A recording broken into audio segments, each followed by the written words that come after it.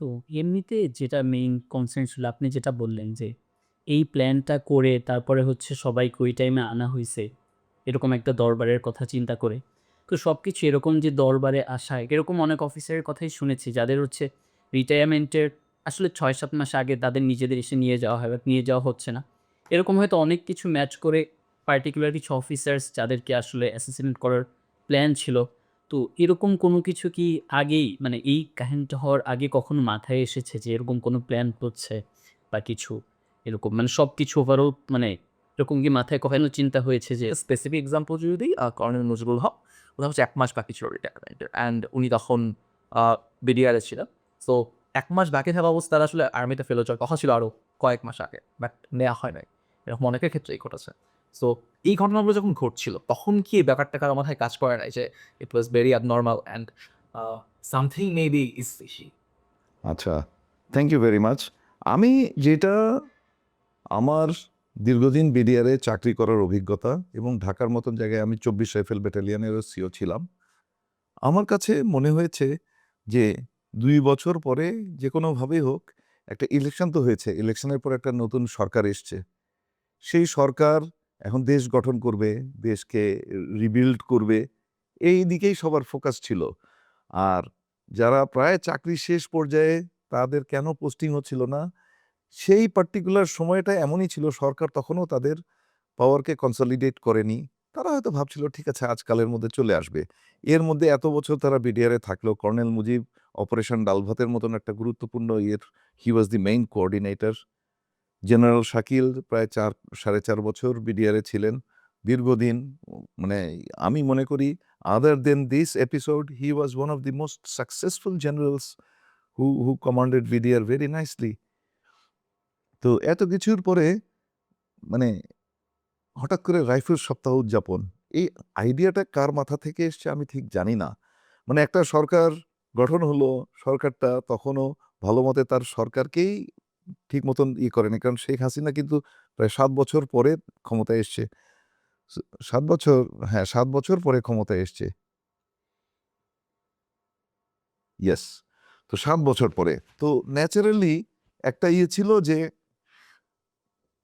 At least একটা সরকার যদি তার কাজে কর্মে আরেকটু থিতু হতো, ঠিক সেই সময়ে যদি রাইফেল সপ্তাহটা হতো, তাহলে হতো। কিন্তু maybe there were some perpetrators who wanted যে এরকম একটা ভোলাটাইল সিচুয়েশন এর মধ্যেই রাইফেলস সপ্তাহটা হয়ে যাক।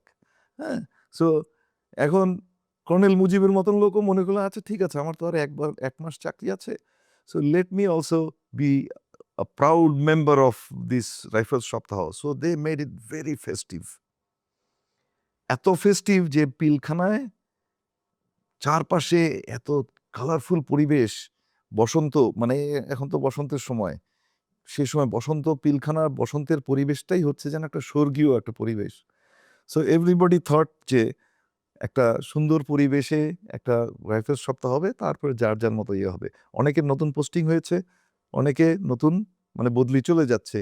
নতুন অনেকে জয়েন করেছে, অনেকে জয়েন করেনি। মানে truth is stranger than fiction. Nobody could ever guess যে এত বড় একটা ম্যাসাকার ঘটে যাবে। But there were certain indications like BDR এর সৈনিকরা কিছু, কিছু লিফলেট অপারেশন করেছিল। লিফলেট সম্পর্কে আপনাদের ধারণা আছে কিনা? লিফলেট হচ্ছে লিফলেটের মধ্যে বিভিন্ন প্রোপাগান্ডা লেখা যে বিডিআরে সেনাবাহিনীর সব দুর্নীতিবাজ অফিসাররা এসছে, তারা আমাদের স্বার্থহানির কারণ হয়েছে, তারা আমাদের এই দেয়নি, ওই দেয়নি, তারা আমাদেরকে বঞ্চিত করেছে। অপারেশন ডাল ভাতের যে ডেইলি অ্যালাউন্স সেখান থেকে তারা আমাদেরকে বঞ্চিত করেছে। এই ধরনের বিভিন্ন জিনিস তারা আ তারা শুধু আমাদেরকে সার্ভেন্টের মতন ব্যবহার করত। তারা আমাদেরকে মানুষ মনে করত না। এই ধরনের বিভিন্ন যেই প্রোপাগান্ডাটা ১০ জন বিডিআর সৈনিকের মনে কিছুটা হলে ক্ষোভের সঞ্চার করবে। তো এইভাবেই একটা প্রোপাগান্ডা চালানো হলো। এইভাবেই তারা লিফলেট অপারেশন চালালো। এতে করে হচ্ছে কি অনেক সৈনিক জানতো যে এটা ঠিক নয়। কারণ অফিসাররা বিডিআর এর সৈনিকদেরকে নিজের আর্মির সৈনিকদেরকেও চেয়েও বেশি ভালোবাসত। আমরা অল্প সময়ের জন্য বিডিআরে যেতাম, যার কারণে বিডিআরের সৈনিকদেরকে খুব আপন করে নিতাম, knowing fully well that after few months I will go back to my mother organization. তো এই এইটা একটা মানে there was no good reason যে কেন তারা এত অ্যান্টাগোনাইজ হবে। আচ্ছা, তারপরে তাদের আরো কিছু, কিছু দাবি দেওয়া ছিল যে তারা ফ্যামিলি রেশন পায় না, তারা পারিবারিক বাসস্থান পায় না। তো এই জিনিসগুলো কিন্তু actually it was none of the business of the officers working in BDR. It was absolutely the Home Ministry's affairs. তো হোম মিনিস্ট্রি এটা ডিসাইড করবে এবং এইটা নিয়ে সেই সময়কার ডিজি জেনারেল শাকিল অনেক পত্রালাপ করেছেন উইথ মানে ওই স্বরাষ্ট্র মন্ত্রণালয়ে।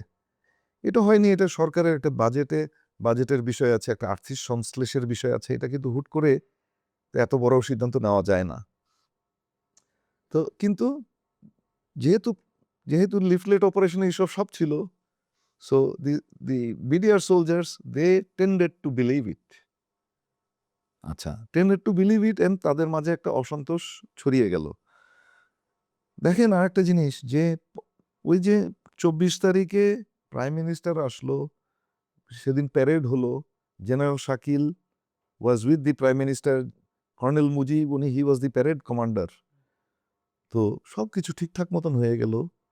তো উনি বললেন যে ঠিক আছে, উনি কিন্তু জানতেন যে এই ঘটনাটা, যে লিফলেট অপারেশন, যে মানে লিফলেট যে বিতরণ হলো বিভিন্ন জায়গায়, এটা উনি জানতেন। তো উনি বললেন যে ডোন্ট ওয়ারি, আগামীকাল 25 তারিখ সকালে যে দরবার আছে সেই দরবারে আমি সবাইকে বিষয়টা বুঝিয়ে বলবো, অ্যান্ড আমার বিশ্বাস আমার সৈনিকরা আমার কথায় তারা বুঝতে পারবে actually what we have done for them. Actually what he did for them was A splendid. উনি ওনার ডিউরেশনে বিডিআরের সৈনিক যারা বিওপিতে চাকরি করতো, বর্ডার আউটপোস্টে, গোটা বাংলাদেশে 80টার উপরে উনি মানে মানে কি বলবো, মানে ওই বিওপি কনস্ট্রাকশন করেছিলেন, যে বিওপি গুলো ছিল পাকা বাড়ি, পাকা দোতলা বাড়ির মতন, with running water, with all facilities, with all amenities. এইটা মিডিয়াতে আসেনি।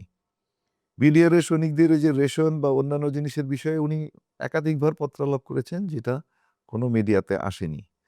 সো ওনার সেই সৎসাহস ছিল যে I will address the issue during the দরবার। কিন্তু প্ল্যানটা তো আগে থেকেই করা ছিল, দরবারে কেউ একজন বিশৃঙ্খলা সৃষ্টি করবে বাইরের থেকে, এই বিশৃঙ্খলার সুযোগ নিয়ে বাইরের থেকে the original killer group would enter, kill and then go. That is what happened.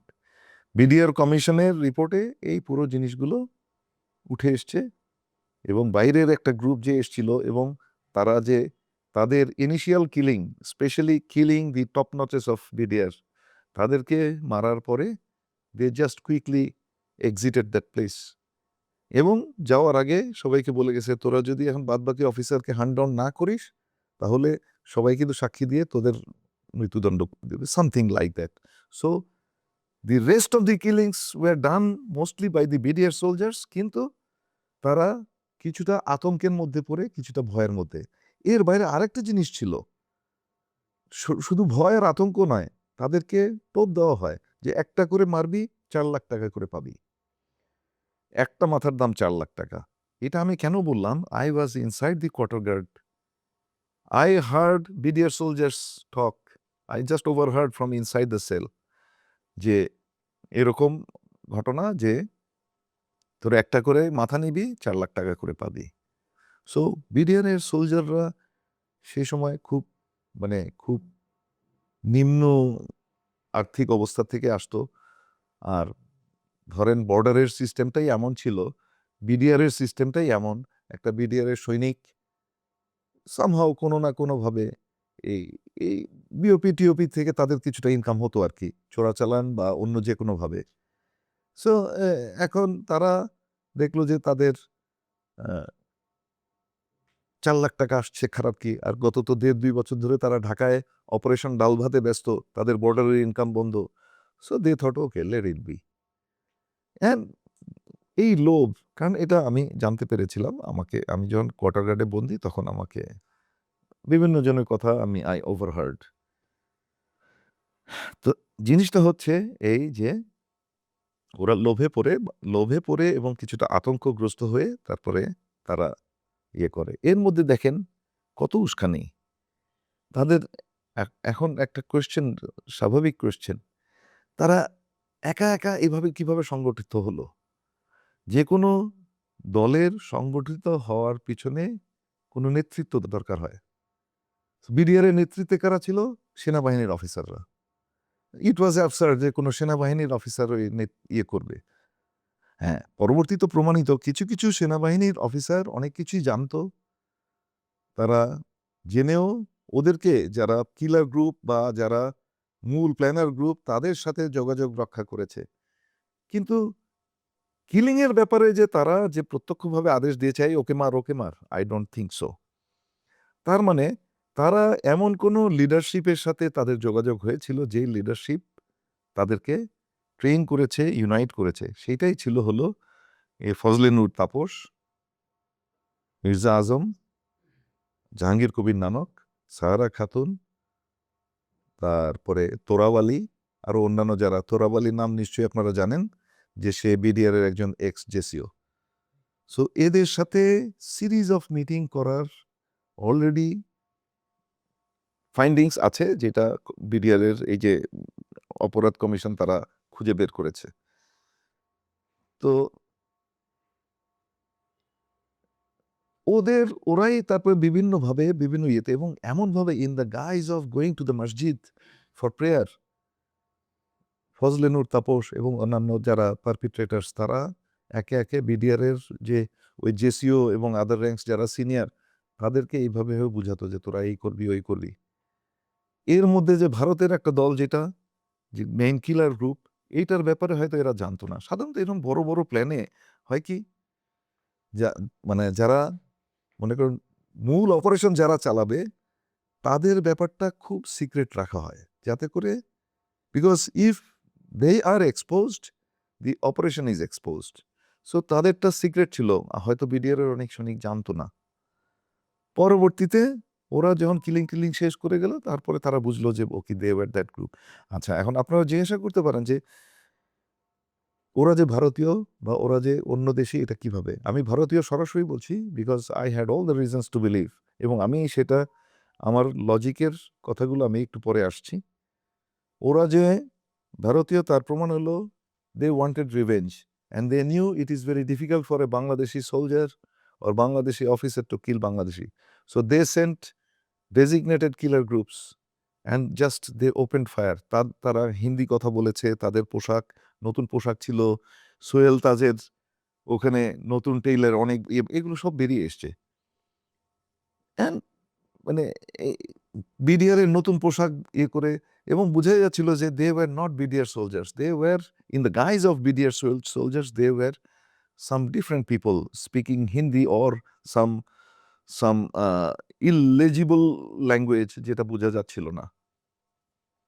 So তারা তাদের কিলিং শেষ করে ডিজিকে মারলো, ডিডিজিকে মারলো, যারা ওখানে সব টপ বসেরা। আচ্ছা, আরেকটা জিনিস আমি কিন্তু ইচ্ছা করেই বলছি না, দরবার হলের ভিতরের কাহিনীটা আমরা সবাই জানি, ওটা নতুন করে বলার কিছু নাই।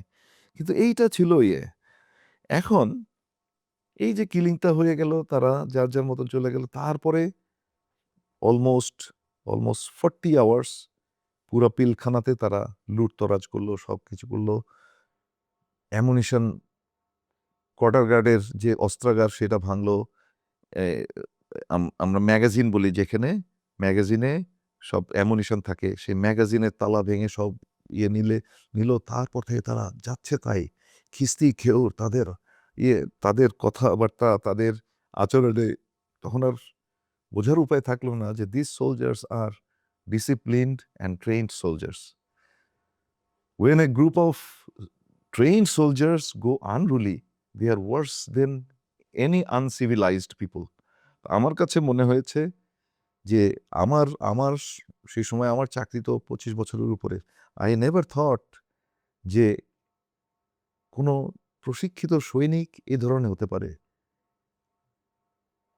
কোনো ডিসিপ্লিন নাই, কোনো মিলিটারি কোনো নাই। মানে, এই তোরা এটা করলি না, মুখ খারাপ, এই মানে মা বাবা আত্মীয় স্বজন তুলে গালি দেওয়া। They didn't care because they had no leader at the moment. আচ্ছা, এখন দেখেন তারা যদি দাবি আদায়ের জন্য যদি রিভোল্ট করত, আপনি যদি দাবি আদায়ের জন্য রিভোল্ট করেন, তাহলে আপনি কি শুরুতেই মানুষ মেরে ফেলবেন? না, আপনি জিম্মি করবেন। সোমালিয়ানরা কি করে?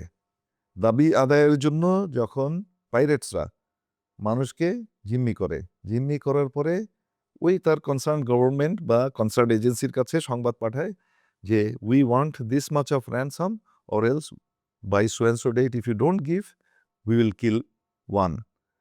তারপরে এরকম করে তারা ইয়ে করে, তাই না? বাট তারা অপেক্ষা করে। আর এখানে শুরুতেই কিলিং। তার মানে এর থেকেই বোঝা যায় যে অ্যাকচুয়ালি এটা বিডিআরের সোলজারদের রিভোল্ট ছিল না। আর রিভোল্ট করার মতন আমার সামরিক বাহিনীর চাকরির যে অভিজ্ঞতা, আমার যে রিভোল্ট করার মতন এত ব্যাকগ্রাউন্ড কিছু ছিল না যে রিভোল্ট করতেই হবে। তাহলে বুঝাই যায় যে it was actually a killing spree. They wanted to kill, they wanted to kill officers. এখন whether he has only 1 month left in the army or 1 day left in the army, they wanted to count heads. They killed army officers, and so they are successful. So army অফিসারদের মেরে তারা হয়ে গেল, বীর হয়ে গেল। যাই হোক, পরবর্তীতে দেখেন এই যে একটা এত বড় কিলিং হলো, এই কিলিং হওয়ার পরে সরকার, শেখ হাসিনা সেনাকুঞ্জে আসলেন, উনি অনেক কথা বললেন, অনেক ইয়ে করলেন, কিন্তু একটা বারও বললেন না যে ঠিক আছে আমরা সত্যিকারের যারা পারপিট্রেটার তাদের খুঁজে বের করি, সত্যিকারের যারা প্ল্যানার্স। শুরু থেকেই একটা ভাইব ছড়িয়ে দেওয়া হলো যে এটা বিডিআর এর কিছু উচ্ছৃঙ্খল সৈনিক, তারাই এই কাজটা করেছে। বাট উচ্ছৃঙ্খল সৈনিকের পক্ষে এতগুলো লোককে ইয়ে করা, এটা এটা ওই সে না, ওই লাইবেরিয়ার সার্জেন্ট স্যামুয়েল ডো না কি যেন একজন ছিল, সে সার্জেন্ট, সেই স্যামুয়েল ডো না যে গোটা নেশনকে একত্র করবে, ওইরকম লোক নাই আসলে। তারপরে কাদের সিদ্দিকি না যে 1971 কাদেরিয়া বাহিনী, যেমন he was only a lance corporal of the army. This was BDR's trained soldiers with different ranks and files inside. So এখানে এটা এইভাবে করাটা সম্ভব ছিল না। সো বোঝাই যায় যে বাইরের লোক ইন্ধন যুগিয়ে তাদেরকে মেরেছে, এবং পরবর্তীতে ইট ওয়াজ ক্লিয়ারলি প্রুভেন যে এটার সাথে কারা কারা জড়িত ছিল। আচ্ছা, তারপরে এখন লাস্ট আসছে, who was the beneficiary of this? Was it Sheikh Hasina government? আমার উত্তর হচ্ছে to some extent yes. Was it India? আমার উত্তর হচ্ছে absolutely. Was it BDR soldiers? আমার উত্তর হচ্ছে absolute no. Was it the army? আমার উত্তর হচ্ছে অ্যাবসলিউট নো। ওয়াজ ইট দি কি বলবো যে আমাদের প্রশাসন? আমার উত্তর অ্যাবসলিউটলি নো। তার মানে এখানে এতগুলো party, only 2 parties were benefited. One was Sheikh Hasina, সেটা কেন আমি পরে আসছি। Second was India. India wanted to break the backbone of Bangladesh by killing symbolic numbers. Symbolic in a sense, এখানে মিস্টার এক্স, মিস্টার ওয়াই, যে কেউ হলো, they wanted the head count. But of course, General Shakil was a very valid target, very high value target for them. General Shakil was highly professional officer. উনি হয়তো এক সময় সেনাপ্রধান হতে পারতেন। সো ওই একমাত্র আর সবগুলো they wanted head count. At the end of the day they wanted to know যে কতজন মারা গেল। তারা তাদের বিকৃত উল্লাস, তাদের পদুয়া আর রৌমারির সেই পরাজয়ের প্রতিশোধ নেওয়া, আর সেই সাথে to destroy the morale of the arm forces. Why? তারা জানতো বাংলাদেশের সিস্টেমে প্রশাসনকে হাত করা যায়, পলিটিশিয়ানদেরকে হাত করা যায়, কিন্তু সশস্ত্র বাহিনীকে কখনো হাত করা যায় না। ইতিহাস সেই সাক্ষ্য দেয় না, ইতিহাস সেই প্রমাণ আজ পর্যন্ত পাওয়া যায়নি যে তাদেরকে হাত করা যায়।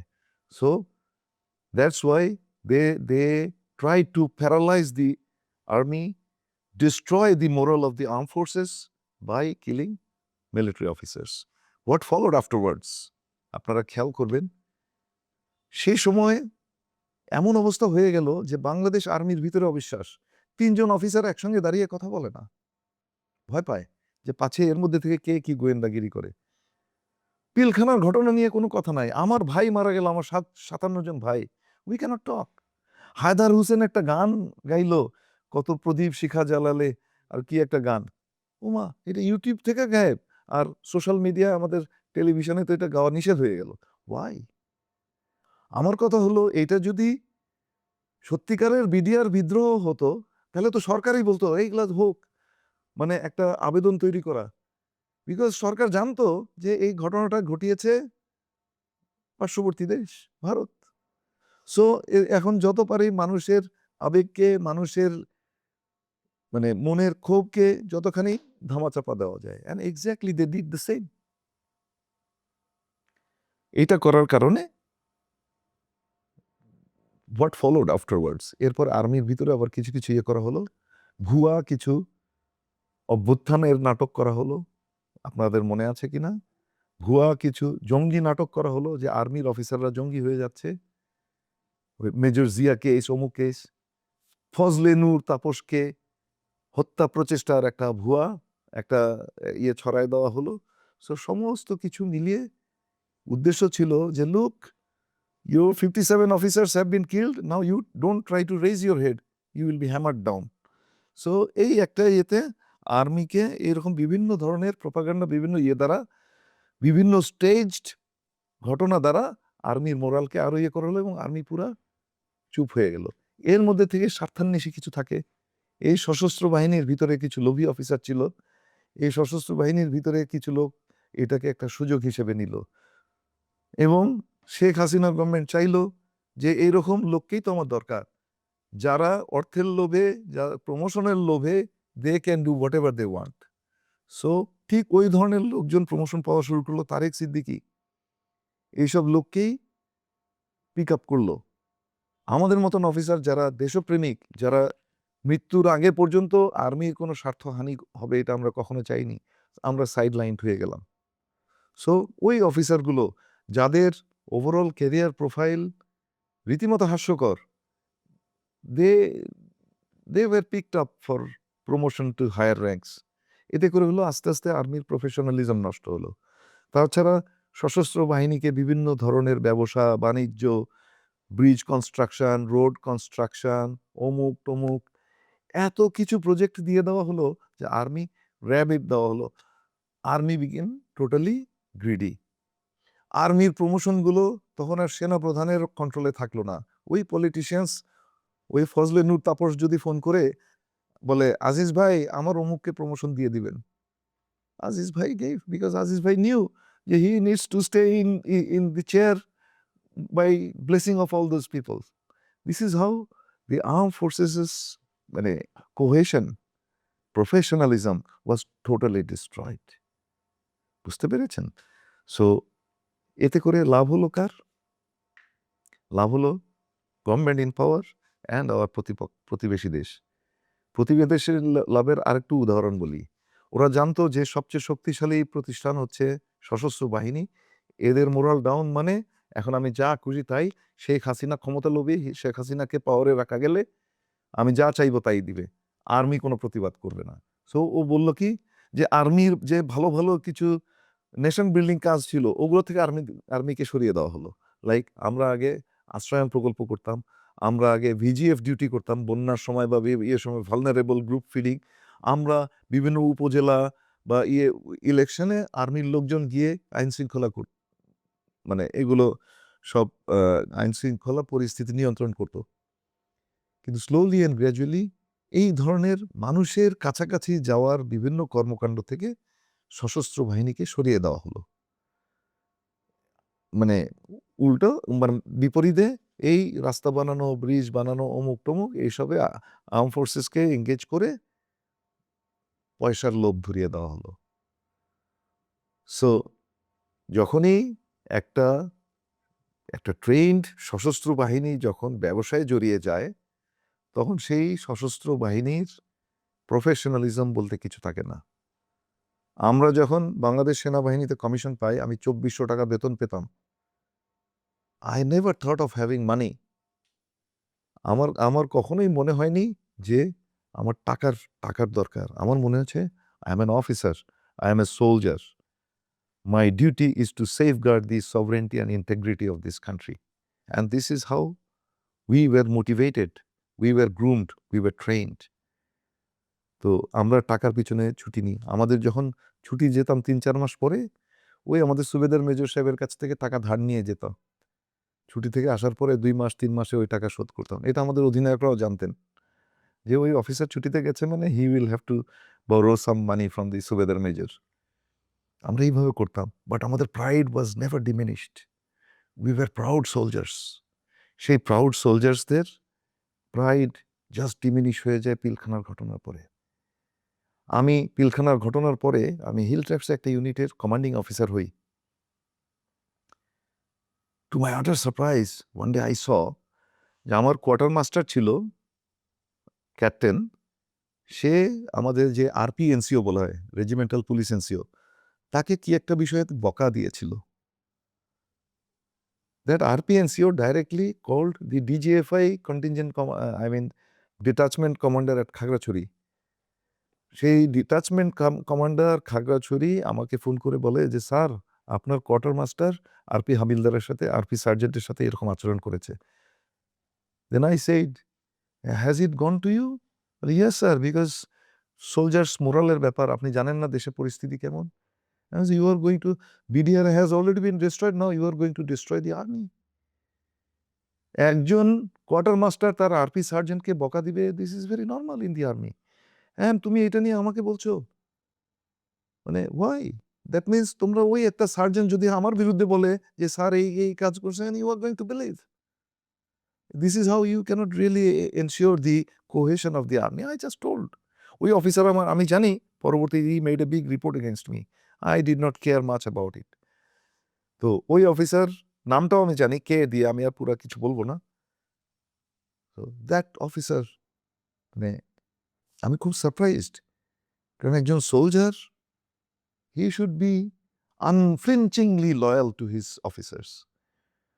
Y should he make a call to the DGFI detachment commander যে আমার কোয়ার্টার মাস্টার সাহেব আমারে বকা দিছে?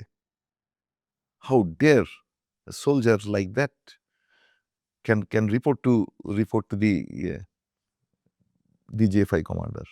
এইগুলো আমরা এন্টারটেইন করেছি।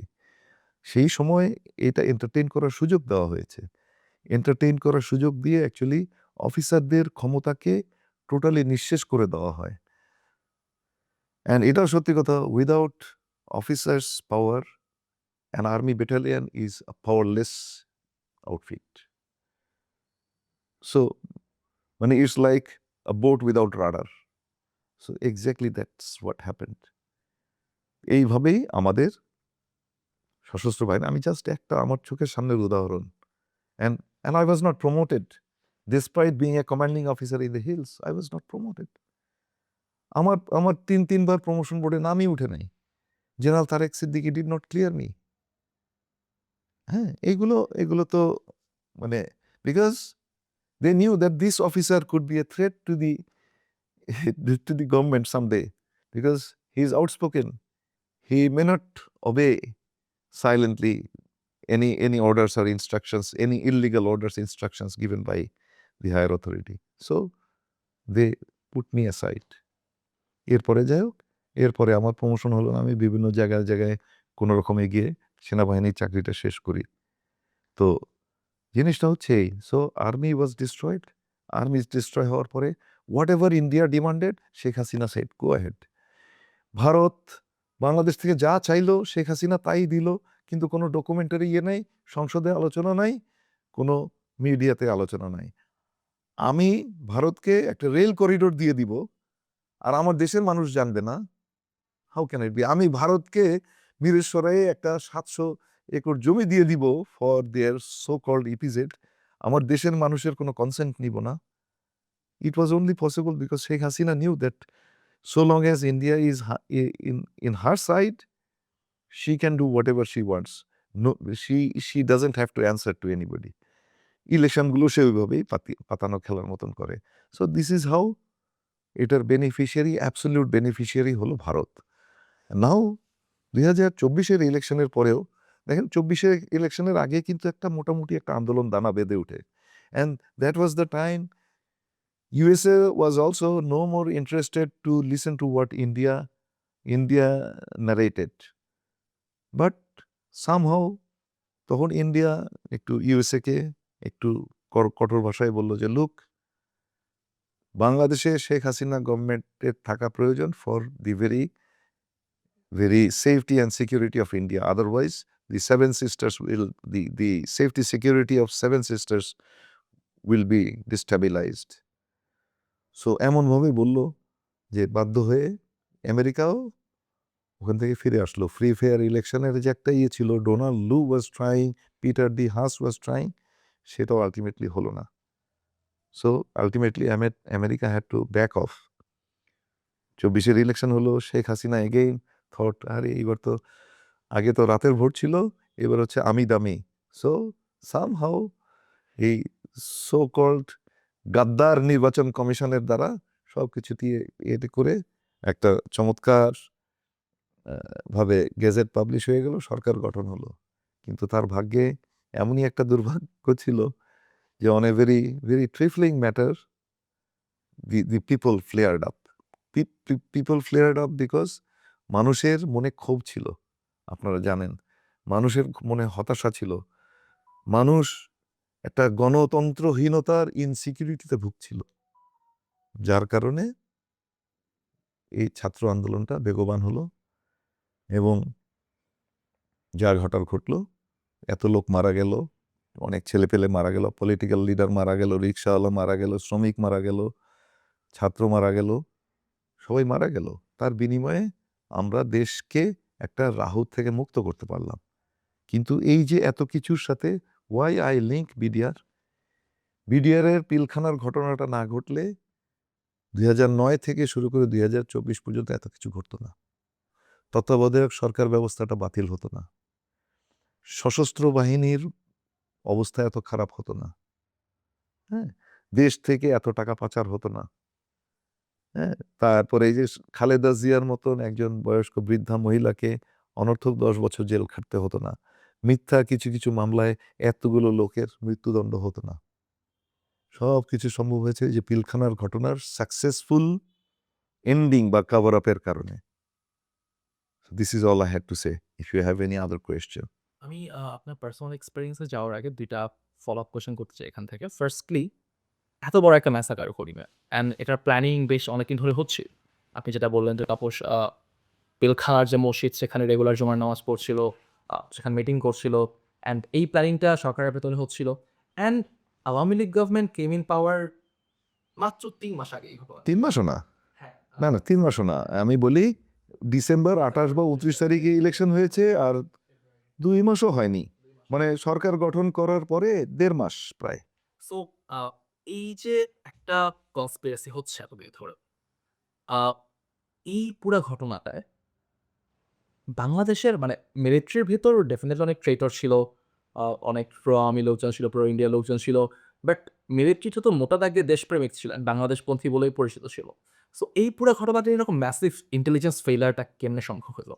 মানে পুরা ঘটনাটায় এই যে 57 জন অফিসার মারা গেল, ডিজিএফআই বলি বা বাংলাদেশের অন্যান্য গোয়েন্দা সংস্থা বলি, সব জায়গাতেই তো এরকম না কোনো কানেকশন ছিল, বা এই পুরা ঘটনাটায় যারা প্রেডিক্ট করতে পারতো, বা ডেফিনেটলি কিছু না কিছু তো জানাশোনা ছিল, এই সিগন্যালিংটা কেন আসে নাই? আর সেকেন্ড কোয়েশ্চেন যেটা, আচ্ছা, ফার্স্ট আগে উত্তরটা একটু দিয়ে নেই, তারপরে সেকেন্ডটা কি, just hold your second question, পরে আই মাইট ফরগেট। অ্যাকচুয়ালি সেই সময় আপনার দেখতে হবে যে ইন্টেলিজেন্সে কারা কারা ছিল। ইন্টেলিজেন্সের যে বসরা যারা ছিল, ইন্টেলিজেন্স অপারেটিভস যারা ছিল, they were all planted, they were all ফরমায়েশি পোস্টিং দিয়ে তাদেরকে রাখা হয়েছিল। তারা ঘটনাটা পুরোপুরি হয়তো জানতো না, ওই যে যেমন প্ল্যান এ জানতো না, কিলিং এর প্ল্যান হয়তো জানতো না, বা হয়তো জানতো, কিন্তু they knew that something was brewing up. And they knew, and I'm sure systematically they briefed their higher authority. But then higher authority said, don't worry, we will take care of it. Kichu ekta. They knew it. And they also knew, or maybe they were instructed, they were ordered not to talk much about it. And they were all traitors. They traited with the country, they traited with the armed forces. I can dare say a few of the names. They traited. তারা দেশের সাথে বেইমানি করেছে, তারা আমাদের সশস্ত্র বাহিনীর সাথে বেইমানি করেছে, because they wanted rank, power and money. And they were successful. So যদি যাকে দিয়ে আপনি, যে সরিষা দিয়ে আপনি ভূত খেদাবেন, সেই সরিষায় ভূত থাকলে আপনি ভূত খেদাবেন কিভাবে? So এই ইন্টেলিজেন্সের মামুন খালেদ, এই র্যাবের Rezanur, they were all bloody traitors. Traitors. If I see them, I will slap on their face. Frankly, I dare say, I would slap on their face. Because of those people, এই মোল্লা ফজলে আকবর, আমার artillery officer, I spit on his face. এই ধরনের লোকের কারণেই আজকে আমাদের intelligence failure না, intelligence silence বলা যেতে পারে। They knew everything. যে এর আগে আপনার 5 বছর বিএনপি গভর্নমেন্ট পাওয়ারে ছিল, তারপরে 2 বছর 111 ছিল, but that was just 2 years. তো এই পুরা সময়টায় তো মানে জাস্ট এই 2 বছরে একটা মিলিটারিকে বা একটা গোটা আপনার সশস্ত্র বাহিনীর সিস্টেমটাকে কি এতটা ওভারপাওয়ার করে দেওয়া হয়েছিল, যার কারণে মানে এটার কোনো প্রিকশনারি কোন ব্যাপার মেজার নেওয়া সম্ভব হয় নাই? এটার মেইন কারণ হচ্ছে Moinul Ahmed. Moinul Ahmed was the biggest blunder of BNP government. Moinul আহমেদের মতন একটা ট্রেইটার, একটা ইনকম্পিটেন্ট লোককে যখন সেনাপ্রধান বানানো হয়, হি বিকেম অ্যাম্বিশাস। অ্যান্ড তার অ্যাম্বিশনের কিছু কিছু মানুষ বুঝতে পেরেছে। তার মেয়ের যখন বিয়ে হয় চট্টগ্রামে, সে সকল ইউনিটের অধিনায়কের কাছ থেকে উপঢৌকন নিয়েছিল। এই জিনিসগুলো কিন্তু সামহাও আমাদের প্রতিপক্ষরা জানতো যে এই লোকটা কোন জিনিসটা পছন্দ করে, ক্ষমতা এবং মানি। সো এই দুইটা টোপ দিয়ে মঈন আহমেদকে ক্যাপচার করার কোনো ব্যাপার ছিল না। So Moin Ahmed capture means army জাহান নামে যাক, সশস্ত্র বাহিনী জাহান নামে যাক, আমার পাওয়ার ঠিক থাকলেই হলো। Moeen Ahmed wanted to become the president, but then for some reason he knew that president হওয়া ডিফিকাল্ট, কারণ হয়তো দাদারা চায় নাই যে সে প্রেসিডেন্ট হোক, তাহলে তো শেখ হাসিনা কিছু হতে পারবে না। ট্রু যে এইগুলো মানে এখন ওরা সবকিছু ঠিক করতে পারতো, but intentionally they destroyed the army, arm forces. আমি আর্ম ফোর্সেস বলবো না, আর্মিকে বলবো। They destroyed the army, just he destroyed the army by being too greedy, by unnecessarily favoring India, by visiting India and coming back with 17 horses like Bakhtiar Khilji. এগুলো তো সব ইতিহাসের সাক্ষ্য। সো এগুলো দ্বারা, এবং not only that, Pranab Mukherjee একটা বইতে লিখেছিল যে মানে শেখ হাসিনা গভর্নমেন্ট আসার পরে যাতে তাকে অ্যাটলিস্ট তার চেয়ারে রাখা হয়, তাকে যাতে না। এই জিনিস Pranab Mukherjee he wrote in his book. That means he was totally subservient to India. একটা দেশের আর্মি চিফ যদি ইন্ডিয়ার কাছে বিক্রি হয়ে যায়, একটা স্বাধীন সার্বভৌম দেশে, he is worse than a soldier. He is worse than a soldier, মানে he is worse than a সিপাহী, I would say.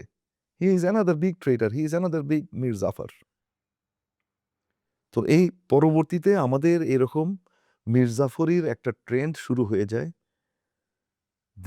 The chiefs that followed Moin Ahmed, আমি নাম বলবো না, কয়েকজন চুপচাপ ছিল যে ঠিক আছে শেখ হাসিনা যা খুশি করুক, আমি আমার মতন 3 বছর পার করে যাই।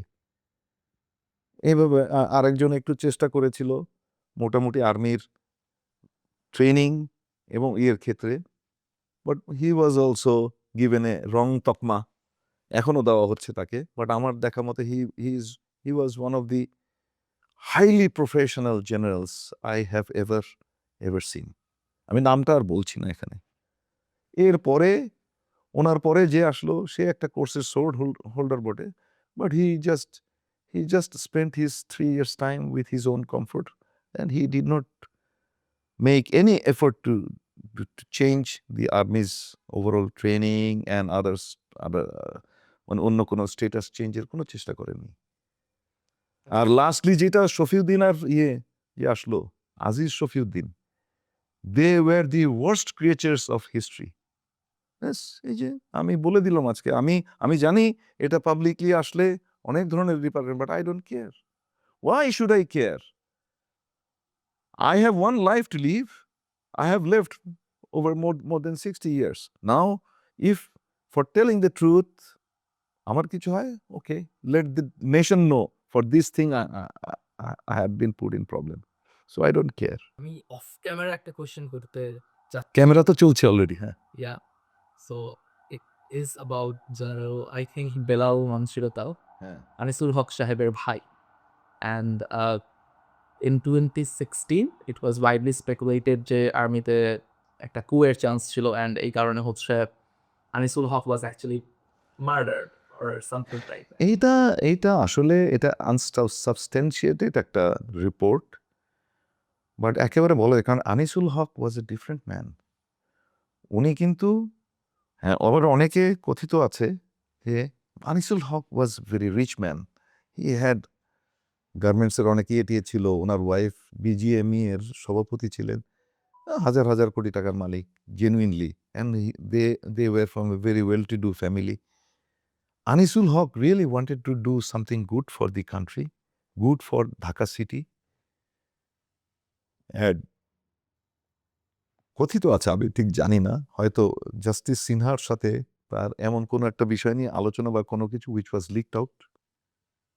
So both Sinha was ousted, Anisul Haq went to London and died. এখন আপনি বলতে পারেন যে এটা কিভাবে সম্ভব? সম্ভব। আপনারা যদি মোসাদের ইতিহাস জানেন, রয়ের ইতিহাস জানেন, taking someone out, pushing them something and killing them as if he had a normal death, it's possible.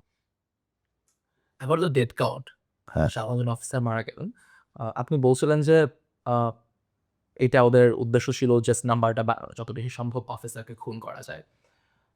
Do you think এখানে কিন্তু বাই নেম তারা ওইভাবে খুব একটা, আমি মনে করি আমার ইয়েতে যে মানে বাই নেম তারা ইয়ে করে না, তারা চিন্তা করেছে একটা সিম্বলিক ওয়েতে একটা কিলিং ঘটানো। 57 জন অফিসার মারা যাওয়া, তারা কিন্তু কোন 57 জন মারা গেছে হয়তো ওই লিস্ট কারো কাছে ছিল না। তাদের এইম ছিল বা তাদের মিশন ছিল find officers and kill. Find একটা ওই যে কি ব্রিটিশদের একটা ইয়ে আছে, ফিক্স, ফাইন্ড, ফিক্স, ফাইট, কি একটা এরকম একটা, ফাইন্ড, ফিক্স, ফাইট, অর্থাৎ ফাইন্ড, ফিক্স ইউর ইয়ে অ্যান্ড কিল, এরকম তাদের উদ্দেশ্য ছিল এটা। এই জন্য they hunted down all officers, even those who were hiding underneath drain অথবা ফলস সিলিং এর নিচে, তাদেরকে খুঁজে বের করে মেরে ফেলেছে। সো এগুলোই বোঝা যায় যে আসলে উদ্দেশ্য ছিল এটাই। আর উদ্দেশ্য এটা মানে উদ্দেশ্য ছিল টু কিল, অ্যান্ড একটা হলো কিল দ্বারা প্রতিশোধ নেওয়া, আর একটা হচ্ছে কিল দ্বারা মোরালকে শ্যাটার করে দেওয়া। আমাদের স্ট্রং ফরেন পলিসির সিম্বল হচ্ছে সশস্ত্র বাহিনী। সেই স্ট্রং ফরেন পলিসি যাতে আর কখনোই স্ট্রং না হতে পারে, সেই জন্য সশস্ত্র বাহিনীর মোরালকে শ্যাটার করে দেওয়া। So that's what they did. এখানে একটা জিনিস তো এটা বুঝতে পারছি যে অফিসারদের, কিন্তু দেখা যাচ্ছে যে ওই টাইমে তো যে রেসিডেন্সগুলো ছিল ওখানে গিয়ে পুরো বাড়ি পুড়িয়ে দেওয়া বা ফ্যামিলি মেম্বার্স।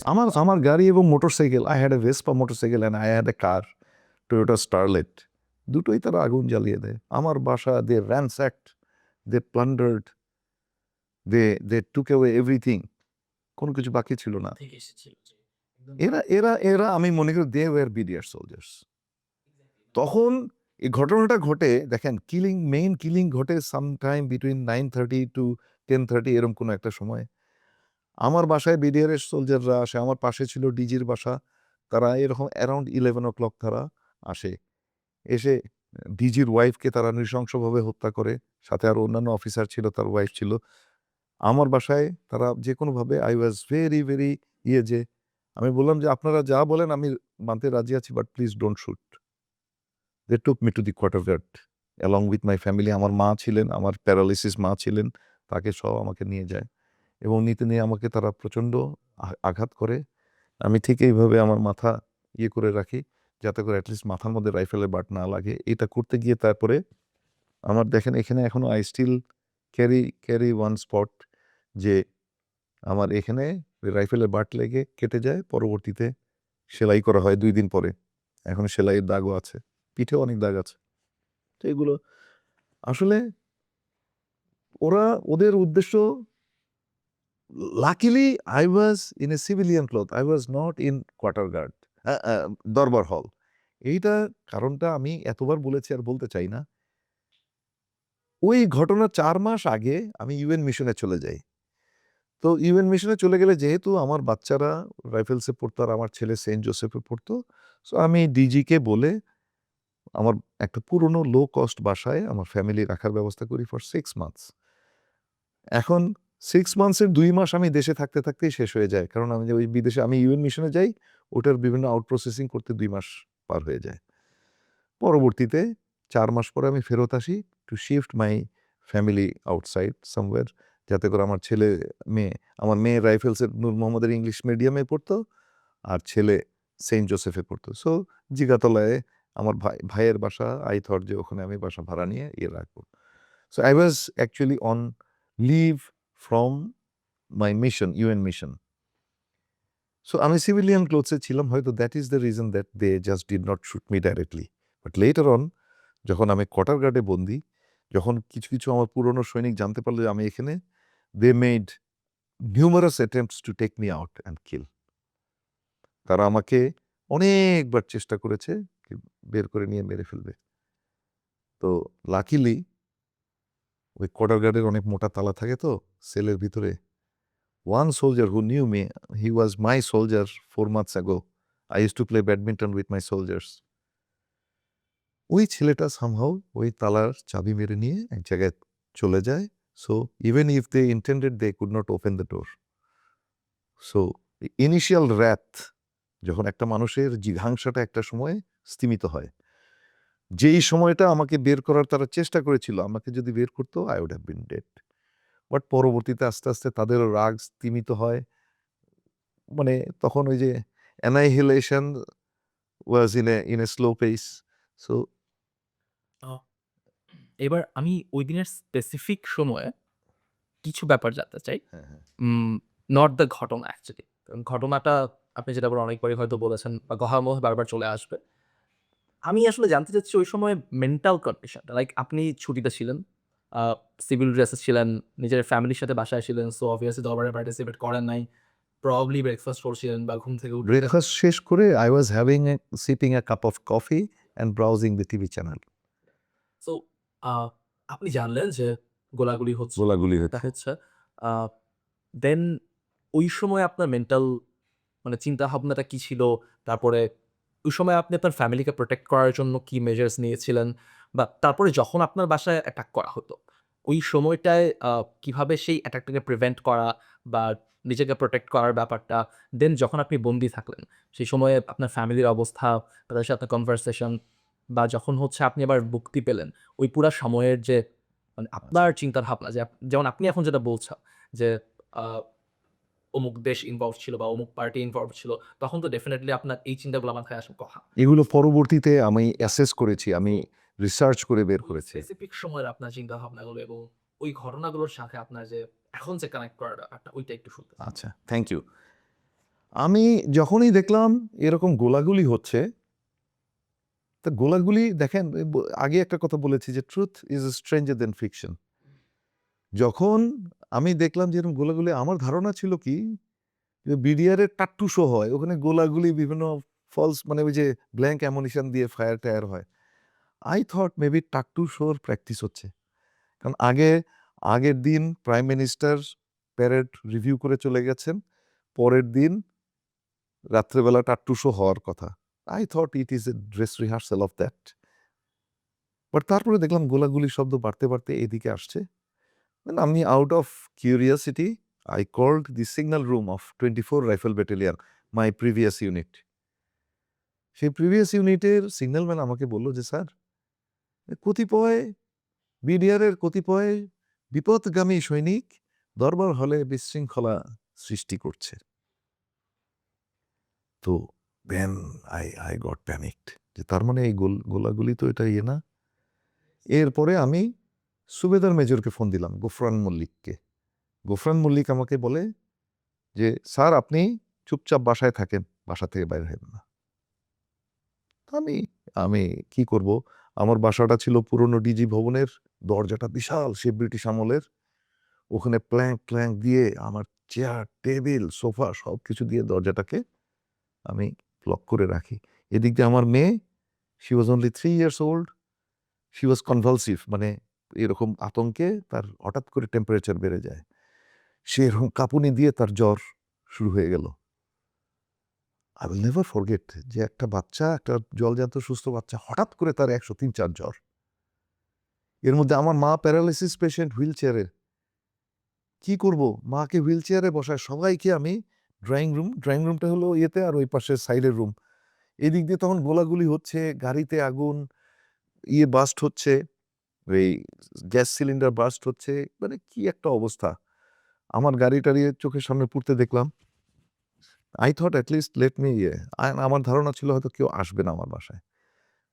কিন্তু ওরা ঠিক 11টার দিকে এসে আমার বাসায় করলো, এবং ওদের মধ্যে থেকে একজনকে আমি চিনতে পারি, তার মুখের ওই লাল স্কার্ফটা সরে যায়। পরবর্তীতে ওর নাম ছিল ফয়সাল বালা। আমি এটা পরে করি আর কি, আমার সাক্ষ্যতে বলি।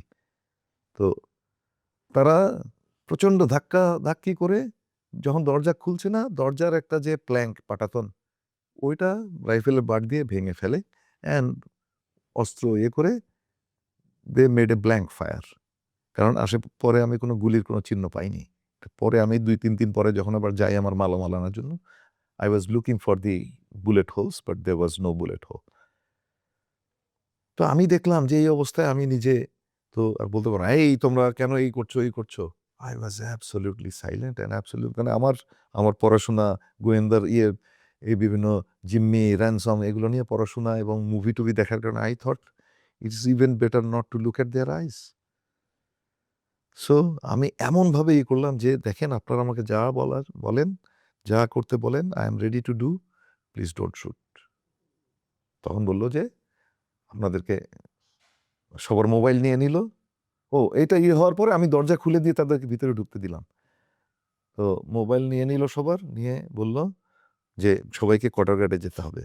আমি বললাম যে আমি তো লুঙ্গি পরা, আমি একটু প্যান্ট পরি। বলে না, বলে যে বাসবি না মরবি, আবার প্যান্ট পরা, এই ঠিক, বাসবি না মরবি আবার প্যান্ট পরা, বলে জাস্ট লুঙ্গি পরে, স্যান্ডো গেঞ্জি পরে চলে গেলাম কোয়ার্টার গার্ডে।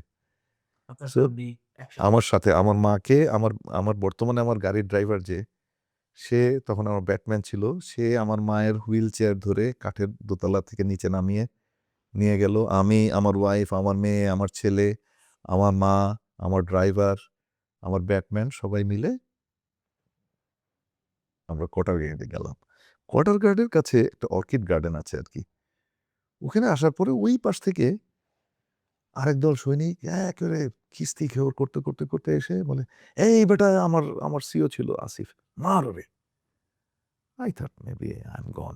তখন কিন্তু আমার জীবন এবং মৃত্যুর মাঝখানে একটা শূন্যতা আমার মধ্যে।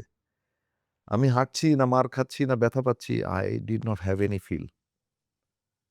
সো ওদের মার খেতে আমি অর্কিড গার্ডেনে পড়ে গেলাম, সমানে বুটের লাথি, সমানে করে। I was only protecting my head. গোটা শরীর কি হয়, কোনো ছিল না। পরে দেখলাম যে 10-12 জন সৈনিক যদি আমাকে বুট দিয়ে লাথি মারে, I might die soon. So মনের শক্তি একত্র করে উঠে দাঁড়ায়, জোরে হাঁটা ধরলাম কোয়ার্টার গার্ডের দিকে। ওই হাঁটার কারণে আমার মারের গতিটা কমলো, and they put all my family in the quarter guard. ওখানে 30-33 ঘন্টা থাকা, উৎকণ্ঠা।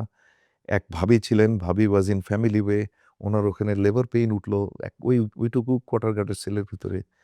আরেক ভাবি চিৎকার করে, কর্নেল এমদাদের মিসেস চিৎকার করে বলছে, ভাই, আপনাদেরও তো মা বোন আছে, এই যে ভাবিটাকে যদি না, উনি এখানেই মারা যাবে। কত কিছু কত ইয়ে, তারপরে যাই হোক তারা অনেক ইয়ে করার পরে ওই ভাবিদারকে বের করলো, করে নিয়ে তাকে হাসপাতালে নিয়ে গেল। এরকম ওই অফিসার গুলিতে মারা যায়।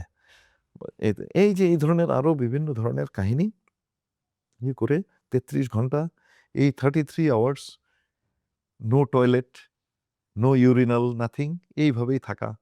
কোন বাচ্চাদেরকে একটু একজন দুইজন বিস্কুট এনে দিত, ওদের মধ্যেও তো দুই একজন হয়তো চিন্তা করলো যে ঠিক আছে একটু বিস্কুট এনে দিই। বাচ্চারা ছিল, আমরা প্রায় 60 পিপল উই ওয়্যার ইনসাইড। এখানে অফিসারদের মধ্যে আমি ছিলাম, আমার এক কোর্সমেট ছিল, আর 3-4 জন ছিল। আর সব ভাবি এবং বাচ্চারা, ব্যাটম্যান, কাজের বুয়া, এই সব মিলিয়ে। পরের দিন সকালবেলা 26 তারিখ, 25 তারিখ রাত্রেবেলা, গভীর রাতে অ্যারাউন্ড 12টা-1টার দিকে সাহারা খাতুন আসলেন। এসে উনি অস্ত্র জমা দেওয়ার একটা নাটক স্টেজ করলেন। That is again another thing, আমার কাছে মনে হলো এইটাও একটা নাটক। মানে দুনিয়াকে দেখানো, দেশকে দেখানো যে look we are trying, but actually they were the perpetrators. 4টা-5টা অস্ত্র জমা নেওয়ার পরে সে 2 মিনিট কথা বলে টিভি ক্যামেরার সামনে বলে চলে গেল। একটা দেশের স্বরাষ্ট্রমন্ত্রী, তার এতটুকু দায়িত্ব নাই, এতটুকু ইয়ে নাই যে ইজ ইট এনাফ? রাদার সে তো অন্য ফোর্সকে দিয়ে ক্লিনজিং করবে, যে স্ক্রিনিং করবে যে সমস্ত অস্ত্র জমা হলো কিনা। He did not. So ultimately এরকম তার পরিচিত 2-4 জনকে বাসা থেকে উদ্ধার করে নিয়ে সে চলে গেল। আমরা যেখানে এতগুলো নারী পুরুষ কোয়ার্টার গার্ডে একদম বন্দি, ওখানে আমাদেরকে বলা হলো যে স্বরাষ্ট্রমন্ত্রী আসতেছে, আপনারা টু শব্দ করলে 4টা গ্রেনেড ভিতরে ঢুকাই দিয়ে সবগুলোরে মেরে ফেলবো। দ্যাটস হোয়াট দে সে। তো আমরা সবাই সাইলেন্ট, বাচ্চারাও চুপ, মানে বাচ্চারাও বুঝে গেল যে কত আতঙ্ক। কি একটা ইয়ে, আমার এই যে হাতে কাটা, সমানে রক্ত পড়া, I never felt hungry, I never felt that I need to sleep. এই 33 ঘন্টা আমি বেঁচে থাকবো না মরে যাব, এটা নিয়ে আমার মধ্যে কোনো অনুভূতি নাই। আমি আসলে whether I was going to survive or going to die, এই চিন্তা করতেও আমি ভুলে গেছি। মানে, এবং আমারই এক সৈনিক আমাকে কোয়ার্টার থেকে বের করার অনেকগুলো চেষ্টা করেছে। এটার কারণটা ছিল, সে, আমি যখন 24 রাইফেল ব্যাটালিয়নের সিও ছিলাম, তখন সে ওই আমাদের কোয়ার্টার গার্ডের ওখানে পিছন দিকে একটা ম্যাগাজিন, যেখানে অ্যামুনিশন, ওখানে আমাদের একটা পুকুর ছিল আমার ব্যাটালিয়নের। সে রাত্রেবেলা ওখানে ডিউটি করতে গিয়ে চুপচাপ জাল দিয়ে মাছ ধরে, and he was caught by his seniors. তো চুরি তো চুরি। সো এই চুরির জন্য I I put him in quarter guard. সৈনিক 7 দিনের জন্য তাকে কোয়ার্টার গার্ডে রাখা হয়েছিল। এটা আমাদের military system of punishing people, defaulters. তো সে তখন বলল, কোথায় Asif?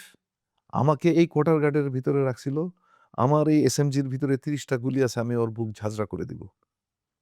And he called his wife, এবং আমি তো এক কর্নারে এমন একটা জিরো অ্যাঙ্গেলে, যাতে করে সে রাইফেলটা ঢুকায় ব্যারেল বাঁকা করে আমাকে গুলি না করতে পারে। I was at A zero angle. মনে করেন যে এইটা দরজা, আমি ঠিক ওই কর্নারে। সো আর গ্রিল ইয়ে করা, তালা মারা, হি ক্যানট সি থ্রু। তখন একজন একজন করে দিয়ে ফোন দেওয়া হলো। ওই সৈনিকের ওয়াইফ বলে, আমার হাজবেন্ডকে এই কোয়ার্টার গার্ডে পড়ছিলেন, এখন আপনি বুঝেন কোয়ার্টার গার্ডের মজা কত। আমি জাস্ট চুপচাপ শুনলাম, আমি কোনো হা না কিংবা এমন কোনো রিয়াকশন না যেটা তাকে বা তার হাজবেন্ডকে অ্যাজিটেট করে। I knew this technique very well, যে ইট ইজ লাইক একটা একটা পাগলা কুকুর যখন সামনে থাকে, if you look at his eyes, he is going to attack you. এমনভাবে থাকতে হয়, ইউ রিমেইন কাম। ওই কুকুরেরও রাগের একটা একটা পর্যায়ে আছে যখন সে শান্ত হয়। So I never looked into their eyes, I looked down, I I I remained very normal, very calm. And maybe আমার চেহারার মধ্যে একটা একটা একটা সাবমিসিভ ভাব আছে। সব কিছু মিলিয়ে ultimately many attempts of taking me out and killing was somehow subdued. এই এটা হলো ইয়ে। তারপরে পরে এর মধ্যে আবার বলছে অনেকে, মানে বিভিন্ন ওরা আসছে, ওরা খিস্তি খেয়ে ওর জঘন্য ভাষায় গালাগালি। মানে I never saw any soldier in uniform could use slangs like that. তো তারা বলছে যে ডিএডি তৌহিদ আমাদের হবে, ডিএডি তৌহিদ আমাদের ডিজি হবে। হ্যাঁ, সরকার অলরেডি ঘোষণা করে ফেলছে। এদিক দিয়ে অনেকে ওইখানে ফিস করে আমার ব্যাটম্যানটা সে বলছে, স্যার ওরা আলোচনা করতেছে যে এক একটা মাথার দাম 4 লাখ টাকা। এই দিক দিয়ে কর্নেল ও পরের দিন সকালবেলা আমাদের করলো কি, যারা যারা সার্ভাইভার অফিসার তাদেরকে আর একটা রুমে, পাশের রুমে নিয়ে যাওয়া হলো। ওখানে কামরুজ্জামান স্যার, এই যে সাকিব এলআই স্যারের ছেলে, তারপর অন্যান্য আর অনেকেই, ওখানেই ফার্স্ট এনশাদ স্যারের ছেলে ওই কামরুজ্জামান স্যার ফার্স্ট বললো যে এরকম এনশাদ স্যারকে গুলি করে মারা হয়েছে। সো এইটা শোনার পরে এনশাদ স্যারের ছেলে, আঙ্কেল আমার বাবাকে মেরে ফেলেছে। Because he was there, Kamruzzaman sir did not understand. কি একটা হৃদয় বিদারক মানে পরিস্থিতি।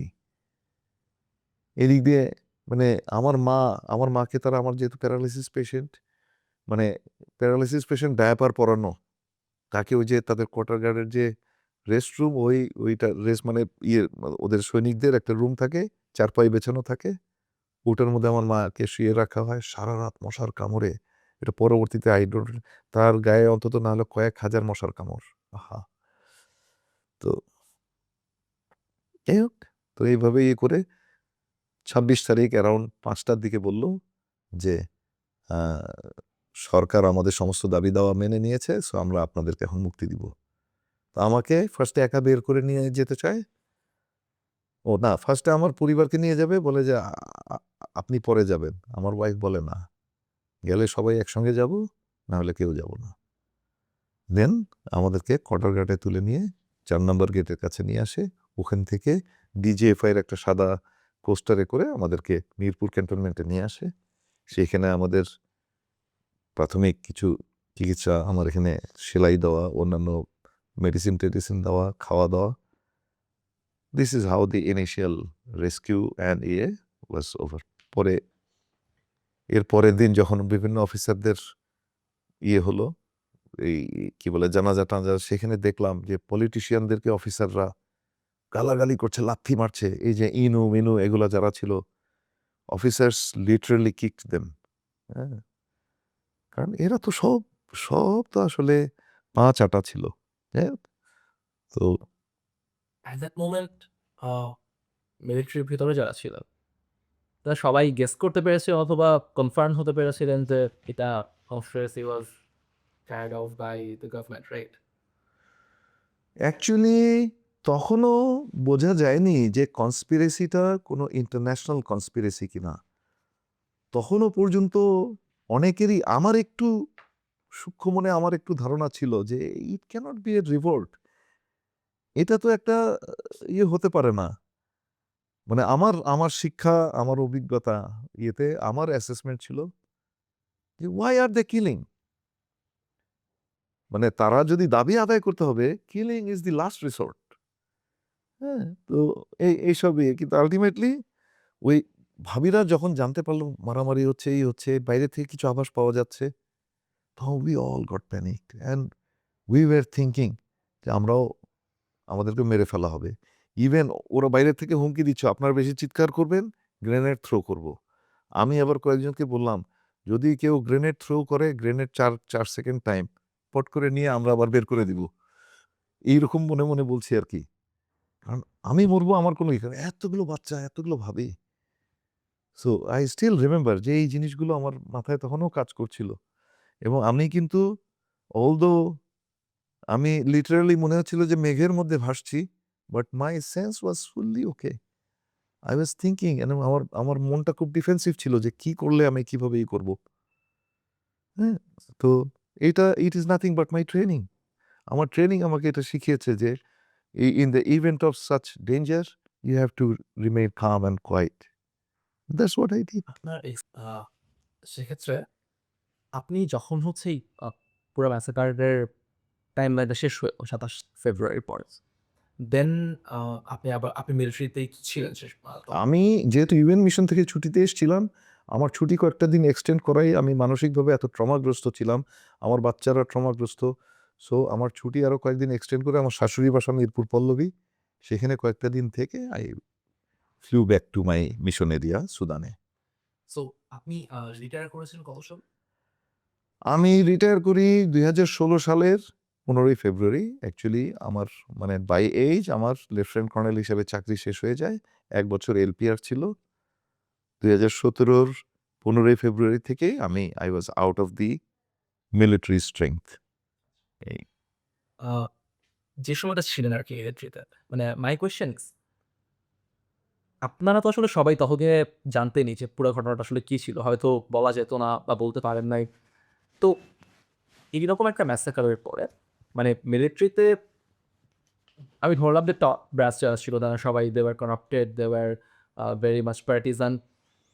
কিন্তু যারা জুনিয়র অফিসার ছিলেন, ধরেন যে মেজর র্যাঙ্কের বা হচ্ছে ক্যাপ্টেন র্যাঙ্কের, তো তারা তো আসলে জানতেনই সব কিছু। অ্যান্ড অ্যাট দ্যাট টাইম মানে এই ধরেন যে এরকম একটা ঘটনা ঘটলো তো সে দেশে একটা সিভিল ওয়ার শুরু হয়ে যাওয়ার কথা। তো এরকম রেজিস্ট্যান্সগুলো আর্মিতে ফর্ম করতে পারে নাই কেন শেষ পর্যন্ত? এই না, এটা পারেনি। আমি বলি, এই ঘটনাটা ঘটানোর পরে আপনি নিশ্চয়ই আপনাদের ধারণা আছে যে 1 March prime minister came to Senakunja. সেখানে যত অ্যাজিটেশন ইয়াং অফিসারদের, আমিও কিন্তু I was also told to deliver my talk. আমি কিন্তু শুধু একটা জিনিস বলেছিলাম যে স্বরাষ্ট্রমন্ত্রী লোক দেখানো কিছু অস্ত্র জমা নিয়ে চলে গেলেন, কিন্তু আমরা যারা কোয়ার্টার গার্ডে বন্দি আমাদেরকে উদ্ধারের কোনো ব্যবস্থা উনি করেননি। আমি স্বরাষ্ট্রমন্ত্রীর বিচার চাই। That was one of the reasons যে আমি my career was doomed right there. আচ্ছা, যাই হোক, ইভেন আমাকে later on I I I was told যে আমাকেও চাকরি থেকে বের করার জন্য আমার লিস্টে নাম ছিল, but somehow I survived the wrath. তো জুনিয়র অফিসারদের মাঝে প্রচণ্ড কমোশন ছিল। যারা এই যে এমআইএসটিতে কোর্স করছিল, সিলেটের এসআইএনটিতে কোর্স করছিল, মানে তাদের মাঝে সিরিয়াস কমোশন ছিল। তারা অনেকে বেরিয়ে এসছিল যে তারা যাবে, they will take up arms and they will fight. তখনও তারা কিন্তু অত জানতো না actually who to fight against, but they were very agitated. তারা প্রচণ্ড একটা ইয়েতে ছিল যে আমার ভাইয়ের রক্ত। ওই রকম একটা পরিবেশে আসলে কারো মাথা ঠিক থাকার কথা না। এক ব্রিগেডিয়ার আমার ইন্টারভিউ নিচ্ছে মানে ওই ইয়েতে, সে কি একটা ব্যাপারে আমি আমি আমার জীবনে কখনোই এটা হয়নি যে আমার সিনিয়রের সামনে পায়ের উপরে পা তুলে বলবো, বাট আমি এমন উদ্যতভাবে পায়ের উপর পা তুলে বসি, লেটার আই ওয়াজ সারপ্রাইজ যে হাউ কাম আমি একজন ব্রিগেডিয়ারের সামনে এইভাবে, মানে I I just forgot the sense of honoring this bastards, sorry to say, because that brigadier was again a beneficiary and the way he was asking question as if এটা বুঝি ওই অফিসারদেরই ভুল, সোলজারদের কোনো ভুল ছিল না। So that brigadier has never fallen in front of me. পড়লে আমি তাকেও স্ল্যাপ মারতাম, সরি টু সে। তো এরকম এখন মানুষের তখন এত রাগ, এত ক্ষোভ, কিন্তু এগুলোকে কঠোর হস্তে ওই যে ডিজিএফআই, তারপরে বিশেষ কিছু কিছু আওয়ামী লীগের খুব পেট টাইপ কিছু জেনারেল ছিল, তারা সব এদেরকে করে এবং ভেরি সুন কয়েকজনকে পটাপট চাকরিচ্যুত করা হয়। লাইক কর্নেল শামস, শফি, শাহির, এই যে তারপরে আরো বেশ কিছু ছিল, মেজর মহসিন, কামরুজ্জামান, ওনাদেরকে সবাইকে কিন্তু এইভাবে চাকরি থেকে অবসর দেওয়া হয়। অনেকে অবসর, অনেককে স্যাক করে দেওয়া হয়। সো এইভাবে মানে মানুষের ইয়েটাকে দমানো হয়। বুঝতে পেরেছেন? তো আসল কথা হলো যে মানে ঘটনা ঘটার পরে মানে যত না ঘটনার কারণ উদ্ঘাটন তাদের বড় টাস্ক ছিল, তার চেয়ে বেশি টাস্ক ছিল how to subdue the agitation of the young officers, and they were very successful. Within a very short time they could control the entire situation. এরপরে এমন করা হলো যে যে অবিশ্বাস ছড়ানো হলো বিভিন্ন, যেটা তো আমি এর আগে আপনাকে বলেছি আর কি। So this is what it is. So young officers were infuriated, but then they had nothing to do. সম্ভব ছিল না আসলে ওইরকম একটা পরিবেশে। আমরা এমন না যে এই দেশটা ওই যে মতন বুরকিনা ফাসো বা মতন যে group of soldiers getting out of the barrack can carry out a coup. স্টেজে কু। আমাদের তো সেটা সম্ভব না। হ্যাঁ? কারণ আমাদের দেশে সরকার ইয়ে সবকিছু এমনভাবে ওয়েল প্রোটেক্টেড একটা ইয়ের ভিতরে থাকে। সো ওরা চাইলেই কিছু করতে পারত না। So that would be suicidal. So তারা আস্তে, আস্তে তারা স্তিমিত হয়, কিন্তু মনের ক্ষোভ, মনের রাগ তো আর হয় না। ওগুলোকেও করার জন্য এই যে তাপসকে হত্যার একটা পাতানোর খেলা, জঙ্গি অমুক-টমুক এইসব করা হয়। যাতে করে আর যার মাঝে যত ক্ষোভই থাক না কেন সে যেন চুপচাপ থাকে। This is how things happened. আপনার একটার পর ইলেকশন হলো, তারপরে হচ্ছে এই যে ক্ষমতা একদম পাকাপোক্ত করতে অনেক ঘটনা তো ঘটলো। পুরো ঘটনা তো নিশ্চয়ই মিলিটারির ভিতরও যারা দেশপ্রেমিক অফিসার ছিলেন সবসময় তো ছিলেন একটা পার্ট। তো I would say the bigger chunk was like pro Bangladesh. তো তাদের মধ্যে তো এই সবকিছু নিয়েই ক্ষোভ জন্মাচ্ছিল। তো মানে তখন যেহেতু আপনি মিজো মিলিটারিতে 2016 পর্যন্ত ছিলেন, হুম। তো তখন মিলিটারির ভিতরে এই মাইন্ডসেটটা কেমন ছিল? যে ওকে আমাদের দেশ নিয়ে নেওয়া হচ্ছে অ্যান্ড তারা কিছু করতে পারছে না। তো এই ব্যাপারটাকে এই পার্টটা কিভাবে সামলাতেন মিলিটারি তারা? মানে যারা কিছু করতে পারছে না তারা অনেকেই নিজের ভাগ্যকে মেনে নেয়। যেমন আমি। আমি তখন এমনই একটা অবস্থায়, সত্যি বলতে কি, I developed hatred towards my profession, but I could not help it. Because আমি জানি আমি চাকরি ছেড়ে দিলে আমি আরো বেশি টার্গেট হব। সো I remained চুপচাপ থেকে, প্রমোশন হয় না, এই কিছু হয় না, চুপচাপ কোনো রকমে চাকরি করে গেছি। বিকজ আমার আমার আমার তখন আর্থিক অবস্থা এমন অবস্থায় নাই যে আমি চাকরি ছেড়ে দিয়ে আমার ২ বাচ্চা নিয়ে এখন পথে বসতে হতো।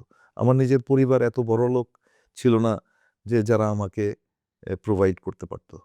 So I remained, so I compromised. Not only me, like me many other officers compromised.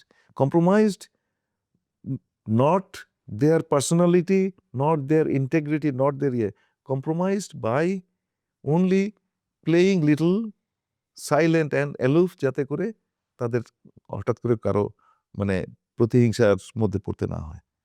I remain silent. কিছু করার ছিল না। হ্যাঁ, তলে, তলে এর আগে ইলেকশনের আগে আমরা বিভিন্নভাবে বিভিন্ন ইয়েতে আমরা চেষ্টা করেছি যে একটা যাতে রিজিম চেঞ্জের কোনো একটা ইয়ে হয়। বাট ওই প্রচেষ্টাটাও সার্থক করা যায়নি। বিকজ রুট থেকেই আওয়ামী লীগ এমনভাবে ক্ষমতাশালী হয়ে ওঠে যে তখন মুষ্টিমেয় কিছু রিটায়ার্ড অফিসারের পক্ষে কিছু করার ছিল না। And the whole military was under them. DGFI, NSI সব জেনারেল তারেক সিদ্দিকীর লোক। বিজিবিতে জেনারেল তারেক সিদ্দিকীর লোক, সবাই তাই। ও টোপ খাওয়া, এ খাওয়া, আরও বিভিন্ন জিনিস তো আছে। পরবর্তীতে যেটা আমরা শুনলাম হানি ট্র্যাপিং, ওগুলো তো ছিল।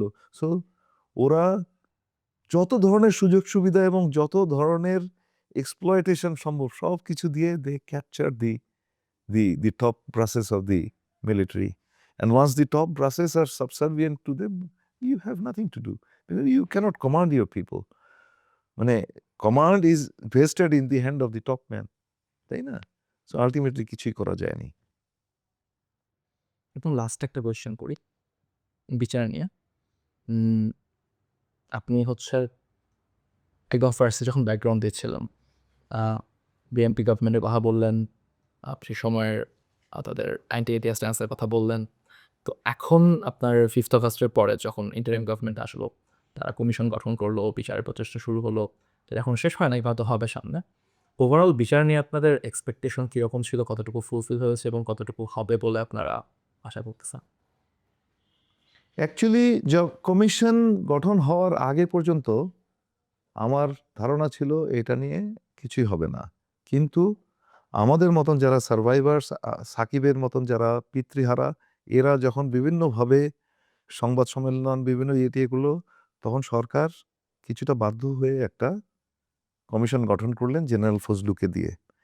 কিন্তু জেনারেল ফজলুকে দিয়ে এই কমিশন গঠন করার পরেও অনেকের মনে অনেক ডাউট ছিল যে maybe the commission would not be allowed to work freely.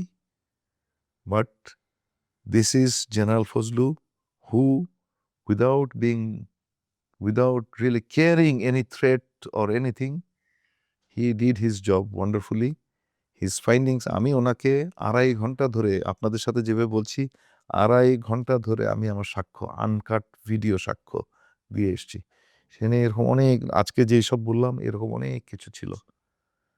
And their findings were wonderful. যে কোনো একটা হাইপোথিসিসকে প্রমাণ করার জন্য ওনারা বিভিন্ন অ্যাঙ্গেল থেকে পরিস্থিতি বিশ্লেষণ করে দেন দে ড্রিউ দি কনক্লুশন। আমি মনে করি বাংলাদেশের ইতিহাসে এই এই স্বাধীন তদন্ত কমিশনের এই রিপোর্টটা একটা মাস্টারপিস। ওয়েদার এইটার রেকমেন্ডেশনগুলো ইমপ্লিমেন্ট হবে কি না হবে, টাইম উইল সে। এখন আমাদের পলিটিক্যাল গভর্নমেন্ট আছে, maybe the political government will take some decision or make some efforts. আবার জানি না, এটা আমি এটা নিয়ে কিছু বলতে চাই না, but then the findings, the report of the commission, আমার জানা মতে it is based on fact, reasonable assumptions, circumstantial evidences, and the কি বলবো, the determination of the members of that ইয়ে। সো এটা মানে একটা চমৎকার একটা কিন্তু কতখানি ইমপ্লিমেন্ট হবে, যেহেতু স্বাধীন কমিশনের একটা হয়তো বিচারও শুরু হবে, কিন্তু সেটা কতখানি কি হবে আমি অ্যাকচুয়ালি আমি এই মুহূর্তে বলার মতন অবস্থায়ও নেই। আর মানে আন্দাজে কি বলবো, হওয়ার কথাটাও জোর দিয়ে বলতে পারি না, আবার হবে না সেটাও আমি বলতে পারি না, এটাই আর কি।